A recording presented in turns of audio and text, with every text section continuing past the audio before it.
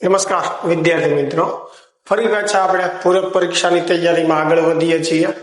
Chapter number 3 જે છે પ્રવાહ વિદ્યુત, આજે આપણે એનું રિવિઝન કરશું અને એની જે આઈએમપી થિયરી જે છે એ જોઈશું. સૌથી પહેલી થિયરી જે છે ઓહમનો નિયમ. ઓહમનો નિયમ લખો અને સમજાવો.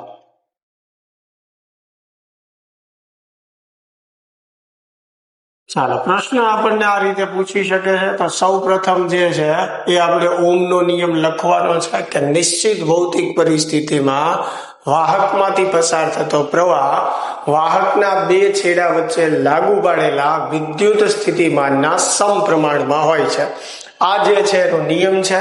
નિયમ પરથી આપણે એ સંબંધ લખશું વી સમપ્રમાણમાં આર. સમપ્રમાણતાની નિશાની દૂર કરી આપણે અચળાંક મૂકશું આર, જ્યાં આર જે છે એને આપણે શું કહીએ છીએ? વાહકનો અવરોધ કહીએ છીએ. અને આ સમીકરણ આપણને શું કહેવા માંગે છે કે આર બરાબર વી અપોન આઈ, એટલે કે કોઈ પણ સમયે વી અપોન આઈ નો ગુણોત્તર જે છે અચળ રહે છે અને એ અચળને આપણે શું નામ આપ્યું છે? આર, જેને આપણે અવરોધ કહીએ છીએ. આર જે છે અવરોધનો એકમ જે છે એ ઓહમ છે. એનું પારિમાણિક સૂત્ર પણ તમે બનાવી શકો છો. અવરોધનો એકમ જે છે એ શું થશે? ઓહમ થશે. અવરોધ જે છે એના વ્યસ્તને, આર ના વ્યસ્તને વાહકત્વ કહે છે. વાહકનો અવરોધ જે છે, વાહકનો અવરોધ વાહકના પરિમાણ દ્રવ્યની જાત અને વાહકના તાપમાન પર આધારિત છે. વાહકત્વ પણ વાહકના પરિમાણ, દ્રવ્યની જાત અને તાપમાન પર આધારિત છે. જો આપણે વી વિરુદ્ધ આઈ નો આલેખ દોરીએ તો વી વિરુદ્ધ આઈ નો આલેખ જે છે એ આપણને આવી રીતે રેખીય મળશે. એટલે કે જ્યાં ઓહમનો નિયમ જળવાતો હોય ત્યાં વી વિરુદ્ધ આઈ નો આલેખ જે છે આપણને શું મળશે? રેખીય મળશે. અને જો વી અને આઈ ના આલેખનો આપણે ઢાળ મેળવીએ તો એ ઢાળ જે છે આપણને અવરોધનું મૂલ્ય આપશે. ચાલો, તો નિયમ ફક્ત આપણને પૂછ્યો હોય કે ઓહમનો નિયમ લખો અને સમજાવો, તો નિયમ લખો અને આ રીતે જે મેં સાબિતી અથવા તો જે કઈ સમજણ આપી છે એ આપણે જે છે એ લખવાની રહેશે. ચાલો, એની પછીનો બીજો પ્રશ્ન જોઈએ કે વાહકનો અવરોધ વાહકના પરિમાણ પર કઈ રીતે આધારિત છે તે સમજાવો. ચાલો, વાહકનો અવરોધ જે છે એ વાહકના પરિમાણ પર કઈ રીતે આધાર રાખે? તો કે વાહકનો અવરોધ જે છે એ વાહકની લંબાઈના સમપ્રમાણમાં હોય છે અને વાહકના આડછેદના ક્ષેત્રફળના વ્યસ્ત સંબંધમાં હોય છે. એટલે આર સમપ્રમાણમાં શું થશે? એલ અપોન એ. સમપ્રમાણતા દૂર કરી આપણે અચળાંક મૂકીએ જેને કહેવાય રો.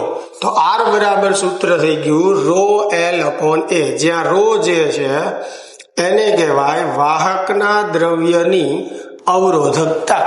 અવરોધકતાનો એકમ જે છે એ શું થશે? ઓહમ ઇન્ટુ મીટર થશે. અવરોધકતા જે છે એ દ્રવ્યની જાત ઉપર આધારિત છે અને તાપમાન ઉપર આધારિત છે, પણ અવરોધકતા વાહકના પરિમાણ પર આધારિત નથી. આપણે આ ખાસ ધ્યાન રાખવાનું છે. ચાલો, આર બરાબર રો એલ અપોન એ થયું. રો ને અવરોધકતા કીધું. હવે અવરોધના વ્યસ્તને શું કહેવાય? વાહકત્વ. એવી જ રીતે અવરોધકતાના વ્યસ્તને શું કહેવાય? વાહકતા. જેમ કે આમાંથી રો ને હું સૂત્રનો કરતા બનાવું તો રો બરાબર શું મને મળશે? આર એ અપોન એલ. આ અવરોધકતાનું સૂત્ર થઈ ગયું. એનું વ્યસ્ત એટલે સિગ્મા. એટલે કે 1/ρ, એનું સૂત્ર થશે L ના છેદમાં RA, જેને કહેવાય દ્રવ્યની વાહકતા અથવા તો વાહકની વાહકતા. વાહકતાનો એકમ જે છે 1 ના છેદમાં ઓહમ ઇન્ટુ મીટર થશે. એ પણ દ્રવ્યની જાત અને પદાર્થના તાપમાન પર આધારિત છે, પદાર્થના પરિમાણ પર એ આધારિત નથી. ચાલો, ક્લિયર થાય છે એટલી વાત. હવે જો આપણને આમાં સાથે સાથે એવો પ્રશ્ન પૂછ્યો હોય કે ઓહમના નિયમનું સદિશ સ્વરૂપ સમજાવો, તો આટલી સમજણ આપ્યા પછી આપણે આગળ પણ હજી સમજૂતી આપવી પડે. હવે V બરાબર સૂત્ર શું થાય? આયા V ની જગ્યાએ આપણે લખી શકીએ E ઇન્ટુ L. L એટલે વાહકની લંબાઈ. I as it is, R ની જગ્યાએ આપણે લખીએ ρ L અપોન A. સામે L જે છે કેન્સલ થશે. અહીંયા I ના છેદમાં A જે છે ત્યાં આપણે શું લખી શકીએ? J લખી શકીએ. એટલે E બરાબર J ઇન્ટુ ρ થશે. હવે ρ ને આપણે આ બાજુ લેશું તો J બરાબર E ના છેદમાં ρ, 1/ρ એટલે સિગ્મા લખાય. તો J બરાબર સૂત્ર શું થઈ ગયું? Sigma E. તો J બરાબર સિગ્મા E જે છે એ ઓહમના નિયમનું સદિશ સ્વરૂપ દર્શાવે છે. ચાલો, આટલી વાત ક્લિયર થાય છે. તો આ આપણો બીજો પ્રશ્ન હતો. એની પછીનો આ ચેપ્ટરનો આપણે ત્રીજો પ્રશ્ન જોઈએ કે પ્રવાહ ઘનતા અને ડ્રિફ્ટ વેગ વચ્ચેનો સંબંધ મેળવો. ચાલો, મોસ્ટ આઈએમપી પ્રશ્ન આ ચેપ્ટરનો કે પ્રવાહ ઘનતા અને ડ્રિફ્ટ વેગ વચ્ચેનો સંબંધ મેળવો. પ્રવાહ ઘનતા એટલે જે, ડ્રિફ્ટ વેગ એટલે VD. જ્યારે વાહકના બે છેડા વચ્ચે આપણે વિદ્યુત સ્થિતિમાન લાગુ પાડીએ ત્યારે વાહકની અંદર રહેલા ઇલેક્ટ્રોન જે છે એ ઘસડાઈને સ્થાનાંતર કરે છે. આ ઘસડાઈને જ્યારે સ્થાનાંતર કરતા હોય ત્યારે એનો જે વેગ હોય, એટલે કે ઘસડાઈને જ્યારે સ્થાનાંતર કરે છે એને અનુરૂપ એનો જે વેગ છે, જેને આપણે શું કહીએ છીએ? ડ્રિફ્ટ વેગ કહીએ છીએ.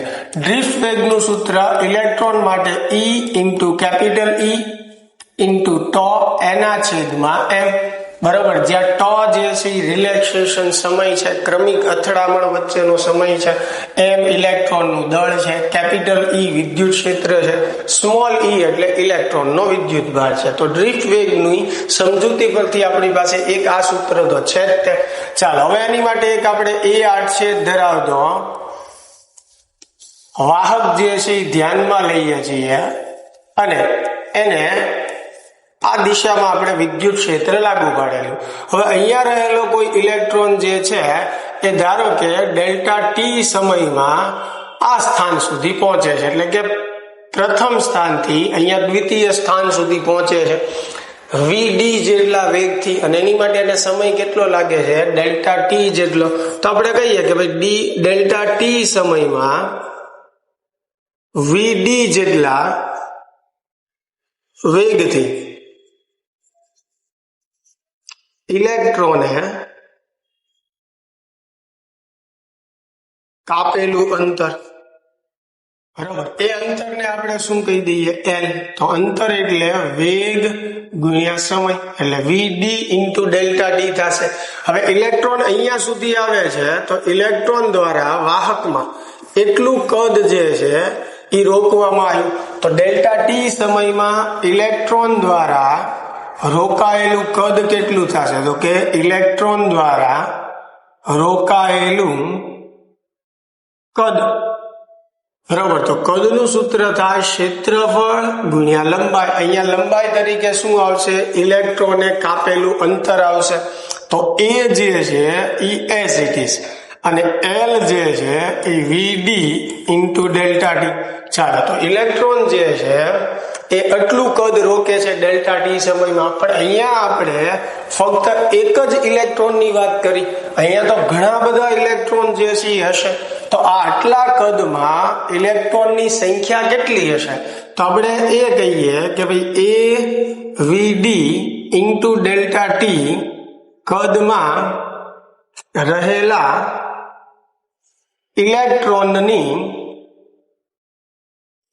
કુલ સંખ્યા. ચાલો, આટલા કદમાં કેટલા ઇલેક્ટ્રોન હશે? તો ઇલેક્ટ્રોનની સંખ્યા, હવે જો સ્મોલ n એટલે ઇલેક્ટ્રોનની સંખ્યા ઘનતા થાય, એકમ કદ દીઠ ઇલેક્ટ્રોનની સંખ્યા. એકમ કદ દીઠ ઇલેક્ટ્રોનની સંખ્યા એટલે કુલ સંખ્યાને કુલ કદ વડે ભાંગવાનું. હવે મારે જોઈએ છીએ કુલ સંખ્યા, બરોબર છે? તો આ કદ જે છે આની સાથે શું થશે? ગુણાઈ જશે. એટલે કે સ્મોલ n એને ગુણ્યા શું થશે? વી એટલે કે કદ. તો મારે કયા કદમાં ઇલેક્ટ્રોનની સંખ્યા જોતી છે? આટલા કદમાં. એટલે એ કદ વડે અહીંયા આપણે ગુણી નાખીએ. તો આ જે કદ છે એમાં રહેલા ઇલેક્ટ્રોનની કુલ સંખ્યા જે છે એ એટલી થશે, small a n into a v d into delta t. હવે આ કદમાં રહેલો કુલ વિદ્યુતભાર, હવે આપણને ઇલેક્ટ્રોનની સંખ્યા મળી ગઈ, તો આ ઇલેક્ટ્રોનના લીધે કેટલો વિદ્યુતભાર થશે? તો q બરાબર શું થાય? n ગુણ્યા e. n એટલે ઇલેક્ટ્રોનની કુલ સંખ્યા, એટલે n a v d delta t n a ગુણ્યા e. લ્યો, તો આટલા કદમાં રહેલા ઇલેક્ટ્રોનનો કુલ વિદ્યુતભાર જે છે એટલો થશે. હવે આ વિદ્યુતભારની ગતિના લીધે તેમાં પ્રવાહ રચાશે. તો ડેલ્ટા ટી સમયમાં રચાતો પ્રવાહ I બરાબર શું થશે? ડેલ્ટા ક્યુ ના છેદમાં ડેલ્ટા ટી. હવે ડેલ્ટા ક્યુ કેટલું છે? NA VD delta T into E છેદમાં ડેલ્ટા ટી જે છે એઝ ઇટ ઇઝ. ચાલો, ડેલ્ટા ટી કેન્સલ થાય, તો I બરાબર મને શું મળશે? NA VD into E. ખાસ આ સમીકરણ તમે યાદ રાખજો, MCQ અને દાખલામાં પણ આનો ઉપયોગ આવશે. ચાલો, હવે એ જે છે ને આ બાજુ આપણે છેદમાં લઈ લઈએ, તો I ના છેદમાં A બરાબર NE VD.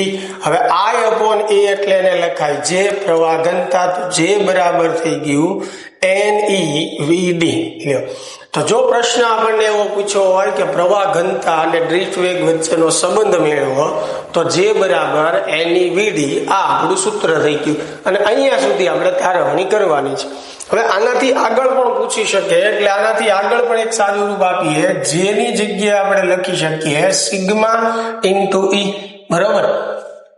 NE, હવે VD ની જગ્યાએ આવશે E into capital E into ટો છેદમાં M. ચાલો, સામે E જે છે કેન્સલ થશે, તો સિગ્મા બરાબર થશે NE સ્ક્વેર ટો છેદમાં M. એટલે જો આપણને એવો પ્રશ્ન પૂછ્યો હોય કે વાહકતા અને રિલેક્સેશન સમય વચ્ચેનો સંબંધ મેળવો, તો આપણે આ સૂત્ર તારવવાનું. હવે આનું વ્યસ્ત કરો તો અવરોધકતા મળે, તો રો બરાબર M ના છેદમાં NE સ્ક્વેર એના છેદમાં ટો. એટલે જો પ્રશ્ન આપણને એવો પૂછ્યો હોય કે અવરોધકતા અને રિલેક્સેશન સમય ટો વચ્ચેનો સંબંધ મેળવો, તો અહીંયા સુધી જે છે આપણે ગણતરી કરવાની. ચાલો, ક્લિયર થાય છે? આગળ વધીએ નવા પ્રશ્ન તરફ. તો એની પછીનો પ્રશ્ન જે છે નાનો એવો અને સિમ્પલ, ઘણીવાર બોર્ડના જૂના પેપરોમાં તમે જોવા મળશે તમને મોબિલિટી, જેને આપણે મ્યુ વડે દર્શાવીએ છીએ. તો મોબિલિટીનું સૂત્ર શું થશે? એકમ વિદ્યુત ક્ષેત્ર દીઠ ઇલેક્ટ્રોનના વેગને મોબિલિટી કહેવાય. એકમ વિદ્યુત ક્ષેત્ર દીઠ ઇલેક્ટ્રોનના ડ્રિફ્ટ વેગને મોબિલિટી કહેવાય. એટલે મોબિલિટી મ્યુ બરાબર સૂત્ર થશે VD ના છેદમાં E. હવે VD ની જગ્યાએ તમે કિંમત મૂકી શકો, આ 1 upon E as it is. VD નું સૂત્ર E ઇન્ટુ કેપિટલ E ટો ના છેદમાં M. E જે છે કેન્સલ થશે, એટલે મ્યુ બરાબર સૂત્ર થશે E ઇન્ટુ ટો એના છેદમાં M. તો મોબિલિટીના આપણે આ બે સૂત્રો જે છે એ થિયરીમાં આપણે લખી શકીએ છીએ. ત્યારબાદ આપણે મોબિલિટી જે છે એનો એકમ લખવાનો છે કે ભાઈ મ્યુ જે છે મ્યુનો એકમ. હવે એકમ તમે એના સૂત્ર ઉપરથી બનાવી શકો, જેમ કે અહીંયા વેગનો એકમ શું થાય? મીટરના છેદમાં સેકન્ડ. પછી વિદ્યુત ક્ષેત્રનો એકમ શું થશે? વોલ્ટ પ્રતિ મીટર. તો એના ઉપરથી મીટર ઉપર જશે એટલે ઉપર મીટર સ્ક્વેર છેદમાં આવશે વોલ્ટ ઇન્ટુ સેકન્ડ. તો મ્યુ નો એકમ જે છે એ શું થશે? મીટર સ્ક્વેર એના છેદમાં વોલ્ટ ઇન્ટુ સેકન્ડ. ચાલો ક્લિયર થાય છે? જો પારિમાણિક સૂત્ર પણ પૂછવું હોય, પ્રશ્ન એવી રીતે હોય કે ભાઈ મોબિલિટી એટલે શું, તેનો એકમ અને પારિમાણિક સૂત્ર જણાવો, તો પછી એકમ મેળવ્યા પછી આપણે એનું પારિમાણિક સૂત્ર પણ દર્શાવવાનું છે. અને પારિમાણિક સૂત્ર તમે એકમ ઉપરથી સરળતાથી મેળવી જ શકો છો, બરોબર. છતાં ન આવડતું હોય તો અહીંયા શીખવાડું છું તમને. જુઓ, મીટર સ્ક્વેર જે છે, બરોબર છે, હવે એના છેદમાં વોલ્ટ છે, તો વોલ્ટ જે છે એને જૂલના છેદમાં કુલમ લખાય, બરોબર, ઇન્ટુ સેકન્ડ. એમને પેલા એકમને સિમ્પલ તમે ફેરવી નાખો, બરોબર. કુલમ જે છે હવે ઉપર જશે એટલે મીટર સ્ક્વેર ઇન્ટુ કુલમ છેદમાં જૂલ ઇન્ટુ સેકન્ડ. ચાલો હવે આપણને આવડે કે મીટર માટે શું થશે? એટલે L2. કુલમ માટે શું થશે? A1 T1. જૂલ માટે શું થશે? M1 L2 T-2. સેકન્ડ માટે શું આવશે? T1. આ T1 જે છે એ કેન્સલ થશે, તો M ઉપર જશે એટલે M-1. અહીંયા L2 પણ કેન્સલ થશે એટલે L વાળું એક પણ પદ નથી આવતું એટલે L0 થશે. T-2 ઉપર જશે તો એ પ્લસ થઈ જશે અને A1 જે છે એઝ ઇટ ઇઝ ઉપર, બરાબર. તો આ રીતે આપણે પારિમાણિક સૂત્ર પણ બનાવી શકીએ છીએ. સિમ્પલ પ્રશ્ન છે, પણ ક્યારેક બોર્ડના પેપરમાં તમને 2 માર્કમાં જોવા પણ મળશે કે મોબિલિટી એટલે શું, સમજાવો. તો વ્યાખ્યા લખવાની છે, એના 2 સૂત્રો અને એકમ અને પારિમાણિક સૂત્ર આપણે જણાવવાનું છે. ચાલો ક્લિયર થાય છે? એની પછી જે છે કિર્ચોફનો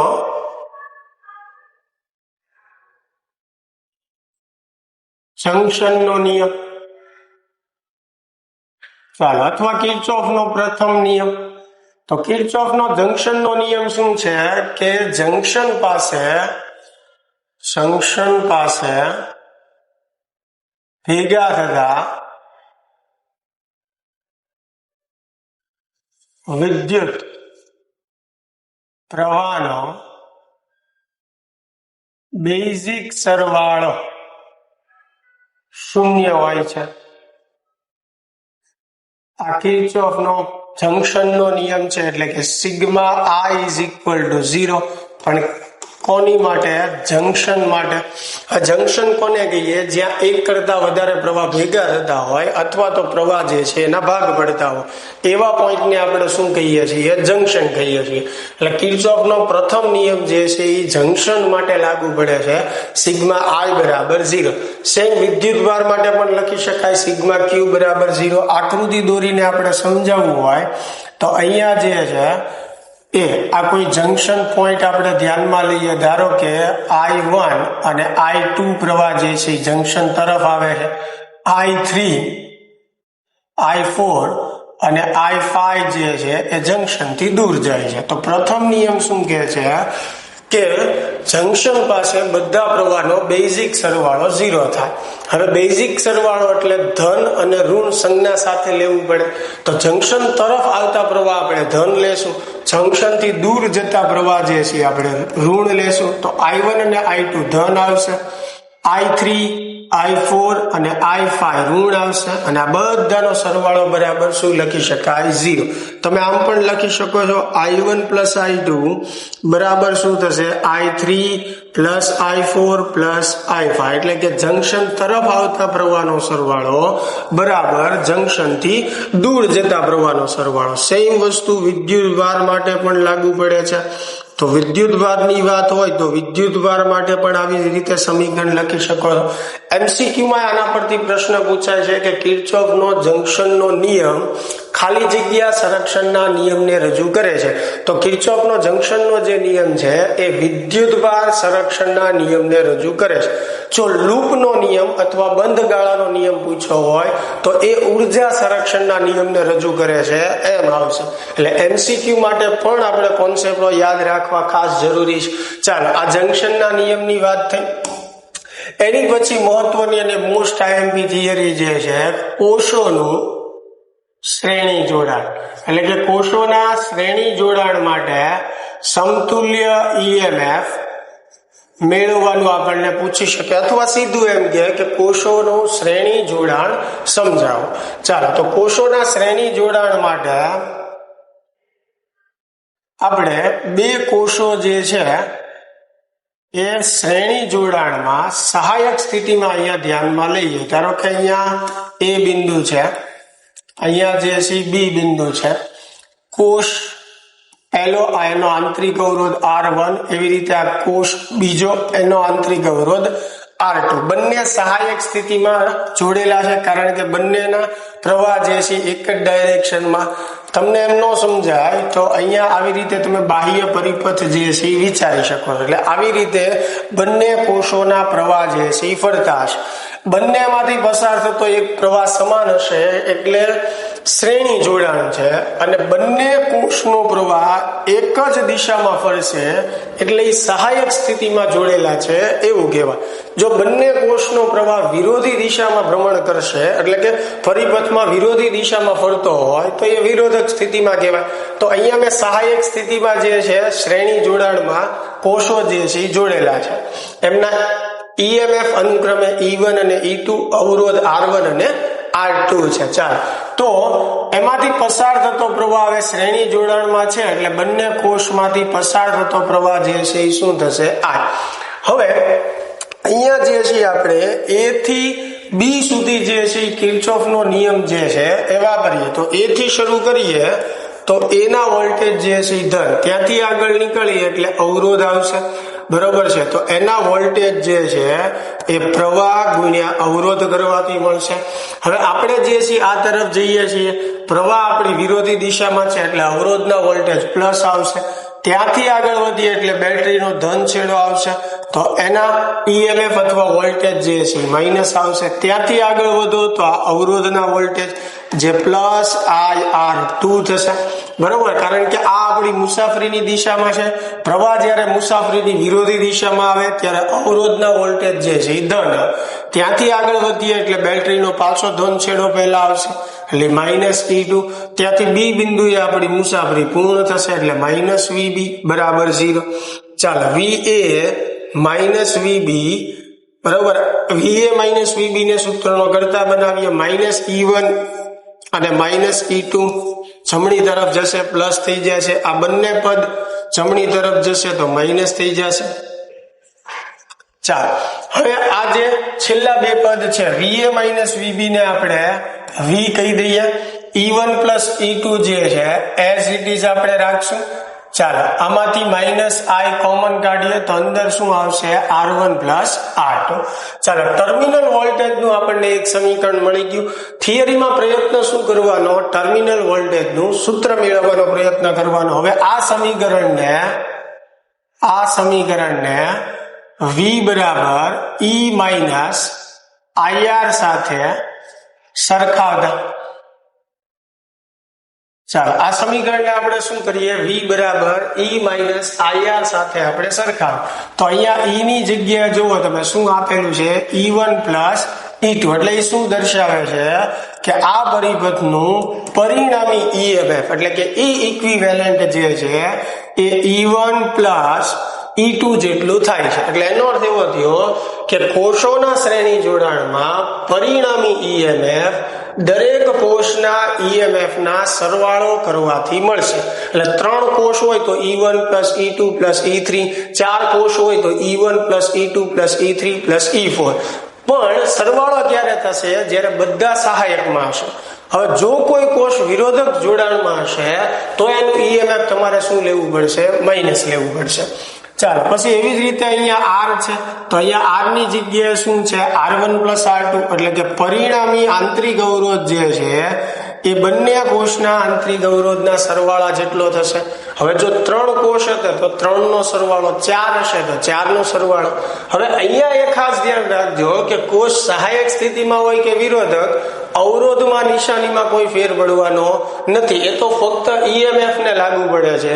અવરોધ માટે તો હંમેશા શું થશે? સરવાળો થશે. તો હવે આ સમીકરણ જે છે આપણે એમ લખી શકીએ V બરાબર E equivalent -I R equivalent.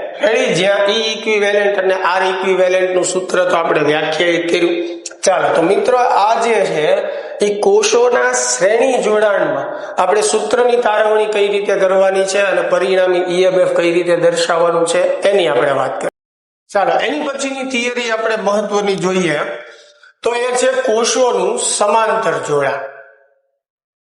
કોષોનું સમાંતર જોડાણ. ચાલો આમાં પણ આપણે પરિણામી ઈએમએફ નું સૂત્ર જે છે એ મેળવવાનું છે. એની માટે બે કોષો જે છે આપણે સહાયક સ્થિતિમાં સમાંતર જોડાણમાં જોડેલા હોય તેવો પરિપથ જે છે આપણે ધ્યાનમાં લઈએ. ચાલો આ R1 અને E1 ઈએમએફ ધરાવતો કોષ છે. આનું ઈએમએફ E2, એનો આંતરિક અવરોધ જે છે R2 છે. આપણી માટે A બિંદુ, આપણી માટે અહીંયા B બિંદુ છે. બરાબર. પરિપથ પૂર્ણ તમારે સમજવો હોય તો આવી રીતે તમે સમજી શકો. પ્રથમ કોષ જે છે એમાંથી ધારો કે I1 જેટલો પ્રવાહ નીકળે છે, બીજા કોષમાંથી I2 જેટલો, બંને પ્રવાહ અહીંયા ભેગા થશે એટલે ધારો કે ટોટલ I થાય છે. પાછો I પ્રવાહ જે છે આ પરિપથમાં દોડશે, અહીંયા આવશે એટલે પાછા બંને પ્રવાહ છૂટા પડી જશે એટલે I1 અને I2. એટલે આવી રીતે આ કોષનો પ્રવાહ ફરશે, એવી રીતે બીજો કોષ છે એનો પ્રવાહ પણ આ જ રીતે ફરશે. તો આ બે કોષો સમાંતર જોડાણમાં આપણે લીધા છે સહાયક સ્થિતિમાં, એટલે કે બંનેનો પ્રવાહ જે છે એક જ ડાયરેક્શનમાં ભ્રમણ કરે છે પરિપથમાં. ચાલો સૌ પ્રથમ જે છે આપણે અહીંયા નામ આપી દઈએ આ B1 અને B2. બરાબર. તો B1 અને B2, B1 થી B2 સુધી આપણે કિર્ચોફનો નિયમ જે છે એ લાગુ પાડીએ. બરાબર. તો એક પહેલો માર્ગ મારી પાસે એવો છે B1 થી B2 જવા માટે ઉપરથી પહેલા કોષમાં થઈને આપણે જઈએ, એટલે કે B1 થી પ્રથમ કોષમાં થઈ અને પછી B2 જઈએ. બરાબર. બીજો માર્ગ મારી પાસે એવો છે કે B1 થી બીજા કોષમાં થઈને B2 સુધી જઈએ. ચાલો તો પહેલા માર્ગમાં આપણે કિર્ચોફનો નિયમ લાગુ પાડીએ તો VB1 માઇનસ E1. બરાબર. ચાલો બી બિંદુથી શરૂઆત કરો B1 થી, એટલે એના વોલ્ટેજ VB1. ત્યાંથી આગળ નીકળીએ બેટરીનો ધન છેડો આવશે, એનું ઈએમએફ માઇનસ. ત્યાંથી આગળ નીકળીએ એટલે R1 અવરોધ આવશે, એટલે એના વોલ્ટેજ I1 ગુણ્યા R1. બરાબર. પ્રવાહ આપણી મુસાફરીની વિરોધી દિશામાં છે એટલે પ્લસ, અને B2 બિંદુએ આપણી મુસાફરી પૂર્ણ થશે એટલે માઇનસ VB2 બરાબર 0. તો VB1 માઇનસ VB2 બરાબર થશે માઇનસ E1 ઓલી બાજુ જશે પ્લસ I1 R1 ઓલી બાજુ જશે એટલે માઇનસ થશે. અને આપણે શું કહી દઈએ, V કહી દઈએ. તો V બરાબર થશે E1 માઇનસ I1 R1. હવે આમાંથી I1 ને સૂત્રનો કરતા આપણે બનાવવાનો છે તો I1 R1 બરાબર થશે V માઇનસ E1. બરાબર. માઇનસ I1 R1 આ બાજુ આવશે, V જે છે એ ઓલી બાજુ જશે એટલે E1 માઇનસ V. ચાલો I1 ને સૂત્રનો કરતા બનાવીએ તો E1 ના છેદમાં R1 માઇનસ V ના છેદમાં R1. સમજાય છે? I1 ને મારે સૂત્રનો કરતા બનાવો તો R1 આ બાજુ બંનેના છેદમાં આવશે. આને આપણે કહી દઈએ સમીકરણ 1. હવે સેમ એવી રીતે B1 E2 થી આપણે B2 સુધી જશું તો આવી જ રીતે આપણે સાદું રૂપ આપશું એટલે I2 બરાબર જે છે એ E2 ના છેદમાં R2 માઇનસ V ના છેદમાં 8. પણ હવે આની માટે ફરીને બધું સાદું રૂપ બતાવવાની જરૂર નથી. આપણે લખી શકીએ કે તેવી જ રીતે I2 બરાબર જે છે આ સમીકરણ મળશે. હવે સમજો I1 અને I2 નો સરવાળો કરીએ તો ટોટલ પ્રવાહ જે છે એ કેટલો થશે? I થશે. એટલે I બરાબર આપણે શું લખી શકીએ? I1 plus I2. હવે I1 જે છે એનું સૂત્ર શું હતું ધ્યાનથી જુઓ તમે. તો I1 નું સૂત્ર શું હતું? E1 upon R1 minus V upon R1. ચાલો તો એ અહીંયા મૂકી દઈએ. E1 upon R1 minus V upon R1. એવી રીતે I2 નું સૂત્ર E2 upon R2 minus V upon R2. હવે જે છે આ બંને પદને આપણે સાથે લખીએ તો એને લખી શકાય E1 ના છેદમાં R1 પ્લસ E2 ના છેદમાં R2. હવે બાકી જે બે પદ વધે છે એમાંથી -v કોમન કાઢીએ તો અંદર વધશે 1/r1 + 1/r. ચાલો આ સ્ટેપ ક્લિયર થાય છે. આ બંને પદ જે છે એને મેં સાથે લખ્યા છે. હવે આ બંને પદ જે વધ્યા એમાંથી -v કોમન કાઢ્યું એટલે અંદર શું વધશે 1/r1 + 1/r2. મારે શું કરવું છે v ને સૂત્રનો કરતા બનાવવો છે. તો આ આખું પદ માઇનસ વાળું આ બાજુ આવશે એટલે v 1/r1 + 1/r2. આ પદ જે છે as it is e1/r1 + e2/r2. ચાલો ક્લિયર થાય છે એટલી વાત. હવે હું v ને સૂત્રનો કરતા બનાવવા માંગુ. પહેલી વાત તો -v વાળું પદ આ બાજુ આવ્યું એટલે પ્લસ થઈ ગયું. આ પદ એઝ ઇટ ઇઝ. હવે આ પ્લસ આઈ ને ઓલી બાજુ મોકલીએ એટલે એ શું થશે માઇનસ થશે. બરોબર. હવે v ને સૂત્રનો કરતા બનાવવા માટે આ આખો કૌંસ ક્યાં જશે છેદમાં જશે. તો અહીંયા જે છે e1/r1 + e2/r2 as it is એના છેદમાં આવશે 1/r1 + 1/r2.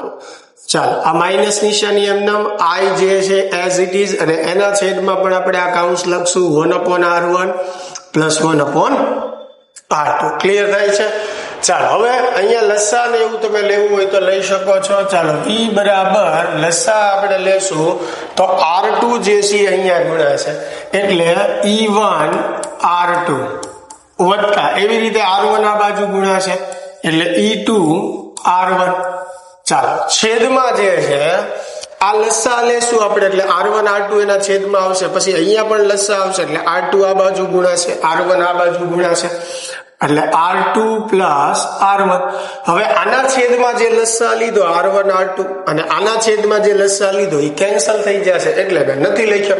ચાલો હવે અહીંયા -i એઝ ઇટ ઇઝ. અહીંયા પણ જે છે આપણે લસા લઈએ તો r2 અહીંયા ગુણાશે r1 અહીંયા ગુણાશે અને આ જે લસા આવશે એ ઉપર આવશે એટલે ઉપર જે છે r1 × r2 એના છેદમાં આવશે r1 + r. ચાલો તો એક આ v નું આપણને સરસ એવું સમીકરણ મળી ગયું. હવે આ સમીકરણને v બરાબર e-ir સાથે સરખાવતા. ચાલો તો આ સમીકરણને આપણે સરખાવી દઈએ v બરાબર e-ir સાથે. તો અહીંયા e ની જગ્યાએ જો આ આખું સમીકરણ મળે છે એટલે જે દર્શાવે છે કે અહીંયા પરિણામી emf જે છે એ e1/r2 + e2/r1 છેદમાં r2 + r1 જેટલું છે. પણ આ ફક્ત બે કોષો માટે છે. જો બે કરતા વધારે કોષો હોય તો એની માટે આપણે આવી રીતે યાદ રાખવાનું છે E ઇક્વિવેલન્ટ છેદમાં R ઇક્વિવેલન્ટ બરાબર E1/r1 + E2/r2 + up to En/r. એટલે કે જેટલા કોષો છે એટલા કોષો માટે આવી રીતે સરવાળો કરવાનો અને એમાંથી E ઇક્વિવેલન્ટ ને સૂત્રનો કરતા બનાવો એટલે પરિણામી EMF આપણને મળે. આપણે બે કોષો માટે જે સૂત્ર ધાર્યું એ મુજબ આ જે છે એ આપણું પરિણામી EF નું સૂત્ર છે. પરિણામી EMF નું સૂત્ર છે પણ બે કોષ માટે. બે થી વધારે હોય તો આપણે આવી રીતે એને યાદ રાખશું. બરોબર છે. એટલે બે હોય તો પણ આ જ રીતે લખો તો પણ ચાલે. આનું સાદુરૂપ જ આ છે એટલે કોઈ ચિંતા કરવાની જરૂર નથી. ચાલો આ વાત ક્લિયર થાય છે. હવે તમે અહીંયા જુઓ આ તો અહીંયા r ની જગ્યાએ શું છે r1 r2 છેદમાં r1 + r2 એટલે કે પરિણામી અવરોધ જે છે એ r1 r2 છેદમાં r1 + r2 જેટલો છે. હવે જો કોષો વધારે હોય બે કરતા તો n કોષો માટે આપણે 1/r equivalent is equal to 1/r1 + 1/r2 + up to +1/r. તો જેટલા કોષો હોય એટલા માટે અવરોધનો 1 કરીને આપણે સરવાળો કરવાનો છે. ચાલો ખ્યાલ આવે છે.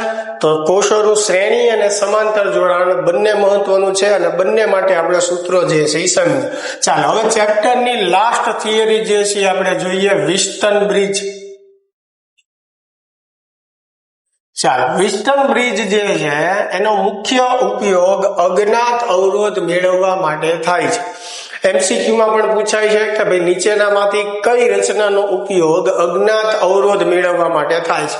તો શું આવશે? વિસ્ટન બ્રિજ આવશે એમાં. હવે વિસ્ટન બ્રિજની આપણે વાત કરીએ પરિપથની, તો એની અંદર ટોટલ 4 અવરોધો જે છે જોડેલા હોય છે. 4 માંથી કોઈ પણ 3 જે છે આપણે જાણતા હોઈએ અને જો એક અજ્ઞાત અવરોધ હોય તો વિસ્ટન બ્રિજની મદદથી આપણે અજ્ઞાત અવરોધ જે છે એ મેળવી શકીએ છીએ.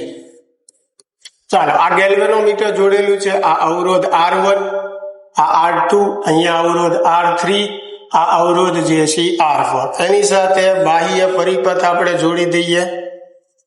ચાલો, આ A, B, C અને D આ બેટરીના જે વોલ્ટેજ છે એને આપણે V અથવા તો E જે છે એ કહી દઈએ.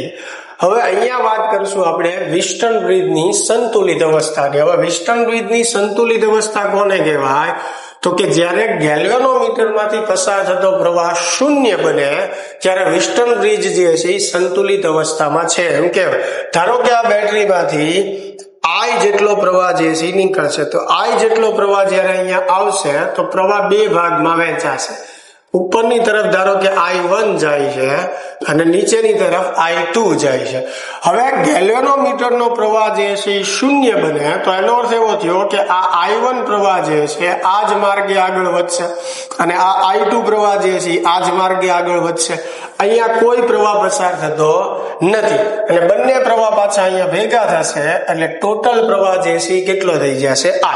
એટલે આ વિસ્ટન બ્રિજની સંતુલિત અવસ્થામાં પરિપથમાં દોડતો પ્રવાહ થઈ ગયો. ચાલો, સૌ પ્રથમ જે છે ABDA જે બંધ ગાળો છે ABDA તેમાં કિર્ચોફનો આપણે લૂપનો નિયમ વાપરીએ તો A થી આપણે શરૂઆત કરશું તો માર્ગમાં પહેલા અવરોધ આવશે. એ અવરોધના વોલ્ટેજ એટલે I1 ગુણ્યા R2 અને પ્રવાહ આપણી મુસાફરીની દિશામાં છે એટલે માઇનસ. અહીંયા તો પ્રવાહ 0 છે. ચાલો, ત્યાંથી અહીંયા આવશું તો પ્રવાહ આપણી વિરોધી દિશામાં આવશે એટલે I2 ગુણ્યા R1 અને એ બિંદુએ મુસાફરી પૂર્ણ થશે એટલે બધા વોલ્ટેજનો સરવાળો બરાબર 0. ચાલો, તો અહીંયા પ્રવાહ I2 છે તો I2 R1 બરાબર શું થશે? I1 R2 અને આપણે કહી દઈએ સમીકરણ 1. ચાલો, આ આપણું સમીકરણ જે છે 1 થઈ ગયું. હવે એવી જ રીતે BCDB બરાબર B થી C, C થી D અને D થી પાછા B. આ બંધ ગાળામાં કિર્ચોફનો લૂપનો નિયમ લાગુ પાડીએ તો B થી આપણે શરૂઆત કરીએ એટલે આ અવરોધના વોલ્ટેજ I1 ગુણ્યા R4 થશે. પ્રવાહ આપણી મુસાફરીની દિશામાં છે એટલે માઇનસ. ત્યાંથી આ અવરોધના વોલ્ટેજ એમાં પ્રવાહ આપણી સામે આવશે એટલે એના વોલ્ટેજ પ્લસ એટલે I2 R3 બરાબર. અને બી બિંદુએ આપણી મુસાફરી પૂર્ણ થશે એટલે બધા વોલ્ટેજનો સરવાળો બરાબર 0. ચાલો, તો I2 R3 બરાબર I1 R4 આને કહીએ આપણે સમીકરણ 2. ચાલો, સમીકરણ 1 અને 2 નો ભાગાકાર લઈએ તો I2 R1 એના છેદમાં I2 R3. એવી જ રીતે જમણી બાજુ I1 R2 એના છેદમાં I1 R4. ચાલો, I2 કેન્સલ, I1 કેન્સલ તો ફાઇનલી આપણને R1 R2 ને નીચે લઈ લઈએ, R3 ને ઓલી બાજુ જવા દઈએ તો R3 ના છેદમાં R. આ વિસ્ટન બ્રિજની સંતુલિત અવસ્થા માટેનું સૂત્ર રહી ગયું જે દર્શાવે છે કે જો વિસ્ટન બ્રિજ સંતુલિત અવસ્થામાં હોય એટલે કે ગેલ્વેનોમીટરમાંથી પસાર થતો પ્રવાહ જો શૂન્ય હોય તો આ બંને અવરોધનો ગુણોત્તર અને આ બંને અવરોધનો ગુણોત્તર સમાન થાય. એના આધારે 3 અવરોધ તમે જાણતા હો અને ચોથો કોઈ પણ અવરોધ અજ્ઞાત હોય તો આ સૂત્રની મદદથી આપણે મેળવી શકીએ છીએ. તો મિત્રો, ચેપ્ટર નંબર 3 ની અંદર એટલી IMP થિયરી ખાસ આપણે કરી નાખવાની છે ભૂલ્યા વગર. ખાસ પ્રેક્ટિસ કરતા રહેજો, લખીને પાકું કરતા રહેજો જે પરીક્ષામાં તમને ખૂબ ઉપયોગી થશે. ચાલો, મળીએ તો નેક્સ્ટ વિડીયોમાં.